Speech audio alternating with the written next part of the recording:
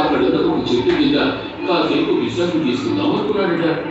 కాసేపట్లో ఆదం వచ్చి నిద్రపోయాడట. ఆయన సేద తిరుగుతున్న చెట్టు కొమ్మ పైన చాలా కోతులున్నాయట.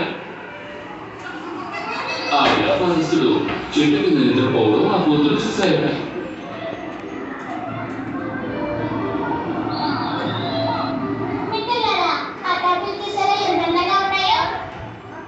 అలా అనుకుని ఆ కోతులు దిగి వచ్చాయట.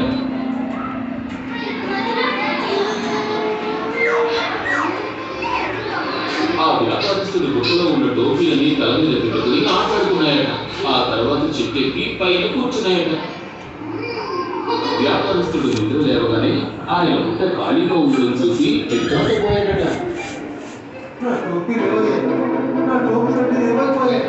చెట్టుపై చూసిన వ్యాపారస్తుడు తన టోపీలన్నీ కోతులు పెట్టుకోవడం చూసి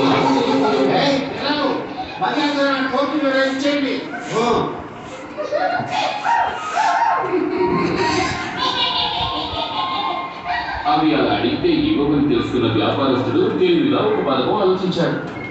ఆయన తన టోపీ తీసి పైకి విసిరాడు. అలాగే ఆ కోతులు కూడా తమ టోపీలు తీసి విసిరాయి.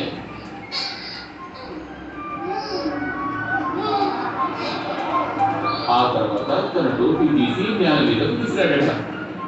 అలాగే కోతులు కూడా వాటి టోపీలు తీసి నేల మీదకు విసిరాయట. ఆ వ్యాపారస్తుడు విజయవంతంగా ఆ టోపీలన్నీ ఎరుపుని గుట్టలో వేసుకుని గుట్ట తల మీద పెట్టుకుని సంతోషంగా వెళ్ళిపోయాడట.